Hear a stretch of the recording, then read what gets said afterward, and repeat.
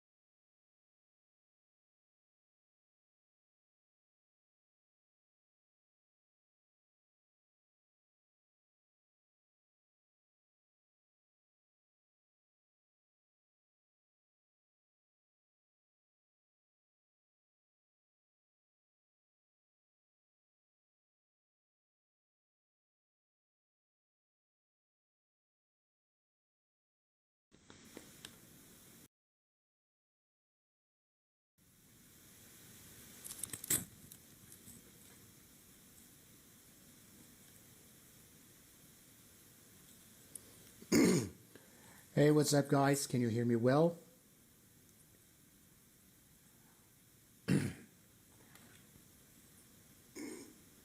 Hey, what's up, guys? Can you hear me well?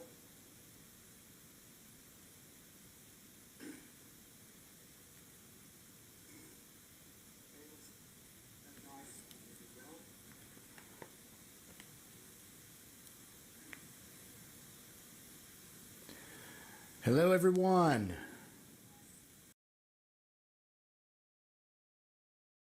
Hello, Alini. Hello, Gabriel. Hello. Hey. Hello, Alini. Hello. What? Hello, hello. Hey. Can you hear me, man? Yeah, I can. Oh, hi. Okay, I heard my voice like a delay, but are you okay? I was Yeah, like, I'm fine. is everything okay? Yeah, I think everything's cool.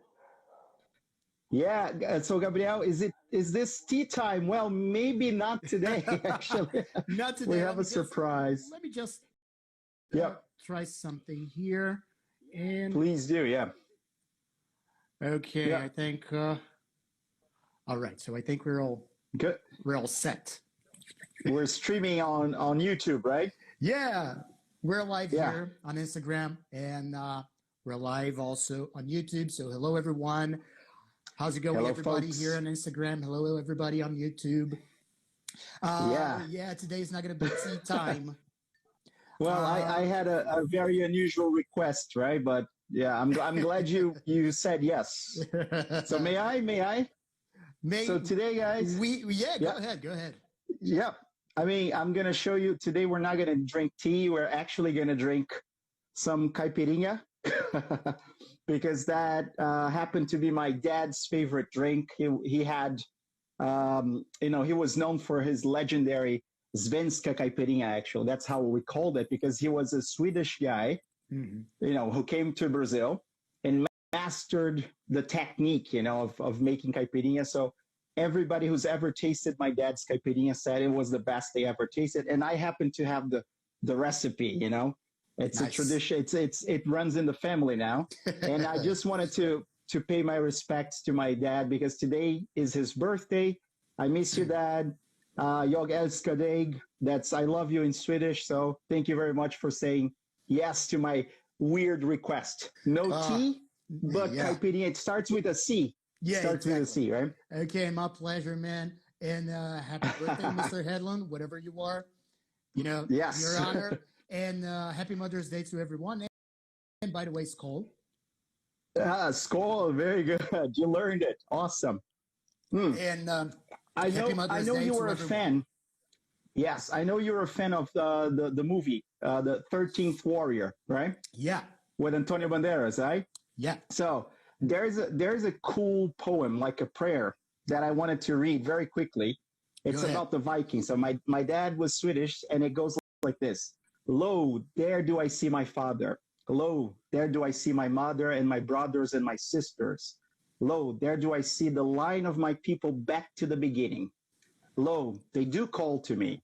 They bid me take my place among them in the halls of Valhalla, where enemies have been vanquished, where the brave shall live forever. Nor shall we mourn, but rejoice for those that have died the glorious death. And that's it. So, pay my respects to my dad. All right. Skol again. Thank you, man. Skol again. Okay. So before we get drunk, let's start talking. Not at all. Not at all. So once again, guys, thank you so much for joining us on YouTube, on Instagram. Happy Mother's Day again. Once again, happy Mother's Day. Happy Mother's Day. I hope you're having a very unusual but good Mother's Day. And if you cannot be with your mother today, that's fine, because it's for her own good. So it's okay. And everything is going to pass. We're not going to be in this situation forever. So be a little bit patient. Exactly. And if you can be home, stay home. Stay home. Stay home, stay safe. Yeah. Yeah, and stay safe.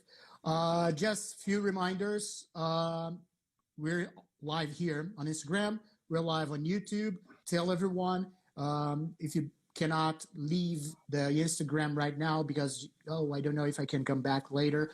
Well, you can leave, share the link that we have on YouTube, share with your people, share with your friends, and etc. And then you come back. But do that. Perfect. And this episode is going also to be uploaded to Spotify in a couple of weeks. Awesome. And the latest episode, the last April episode, is also on Instagram. It's already on Instagram, on Spotify. Sorry. On Spotify, right? Yes. Yeah. And today's episode is going to be about adult-child interaction. Yeah. And much needed, right? Yes. Especially now. Yes, because there's been some sort of talks like, from teachers, of course, say, because not only now, because we're having remote teaching and online teaching, and whatever kind of virtual teaching that we're having, but we're having. But there's been some complaints, some talks, some misunderstandings from teachers when it comes to this kind of relation, like especially parent-child interaction. Interactions, Is this good? Is this bad? Is it useful? Is it not useful? Yeah. How so we're going should parents interfere, right? Yes, I think that's a big question, yeah. Is this interference positive? Is it not positive? So we're going to be discussing everything today. And before we get into that, I would like to start. Actually, you're going to start, Andre. Yes. Because before we get into that, it's important to understand a little bit about cognition. We've been talking about cognition every here and there. If you've been following our episodes, almost every episode we talk about cognition, and we need to clarify a little bit about this term, cognition. Perfect. So go ahead, what is Andrea. cognition? Let's clarify about cognition. And I think a lot of people probably ask themselves when we're talking about cognitive and non-cognitive skills and competencies and everything. People are normally in doubt. They have a lot of questions, and so whoever has joined us can actually use the comment section below to give a couple of examples of cognitive things that we can do. What are skills that are cognitive? That's my question. Or if you prefer, you can actually try a definition of cognition, right? While I explain here.